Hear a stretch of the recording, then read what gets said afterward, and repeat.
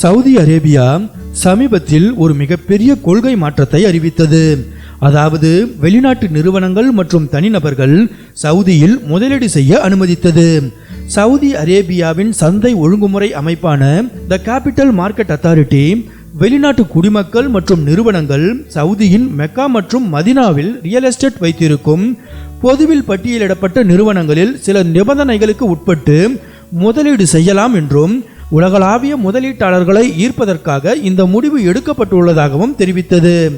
Saudi பட்டத்து இளவரசர் முகமது பின் சல்மானின் இந்த புதிய முடிவு பாகிஸ்தானியர்கள் உட்பட முஸ்லிம் உலகில் பலரையும் கோபப்படுத்தியுள்ளது. சவுதி இளவரசரின் இந்த முடிவு முஸ்லிம்கள் பலரால் விமர்சிக்கப்பட்டு வருகிறது. இந்த முடிவு நீண்ட காலத்திற்கு முஸ்லிம்களுக்கும் இஸ்லாத்திற்கும் தீங்கு விளைவிக்கும் என்றும் அவர்கள் கூறுகின்றனர்.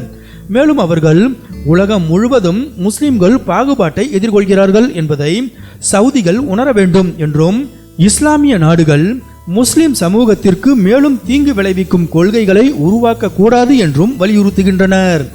இளவரசர் முகமது சல்மானின் நவீன கொள்கைகளை ஏற்றுக்கொள்வதாகவும் சவுதியின் பொருளாதாரத்தை பன்முகப்படுத்த அவர் எடுக்கும் பல்வேறு கொள்கை முடிவுகள் ஏற்றுக்கொள்ளத்தக்கதாக இருந்தாலும் இஸ்லாத்தின் புனித நகரங்களில் இரண்டான மெக்கா மற்றும் மதினாவில் வெளிநாட்டவர் முதலீடு செய்ய அனுமதித்த அவரது நடவடிக்கைக்கு பலரும் தங்களது வெறுப்பை தெரிவிக்கின்றனர்.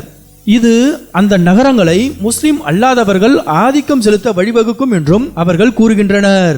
சவுதி அரேபியா முஸ்லிம் பெரும்பான்மை நாடாக இருப்பதோடு மட்டுமல்லாமல் முஸ்லிம்களுக்கு சிறப்பு முக்கியத்துவம் வாய்ந்தது.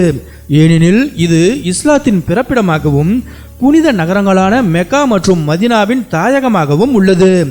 முஸ்லிம் அல்லாதவர்களை இந்த புனித நகரங்களில் கூடுவதற்கு அனுமதிக்க கூடாது என்று பலரும் கருத்து தெரிவிக்கின்றனர்.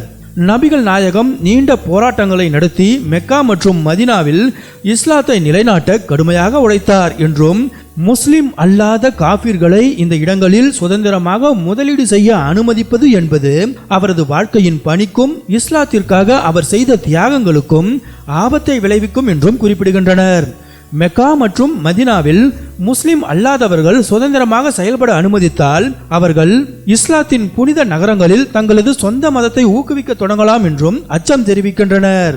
சவுதி அரேபியா அமெரிக்காவுடன் நெருங்கிய உறவுகளை கொண்டுள்ளதையும் இஸ்ரேல் மீதான சவுதியின் நிலைப்பாடு குறித்து கேள்வி எழுப்பியும் சவுதி முஸ்லிம் எதிர்ப்பு சக்திகளோடு இணைந்து அதன் நற்பெயரை கெடுத்து வருவதாக தெரிவிக்கின்றனர்.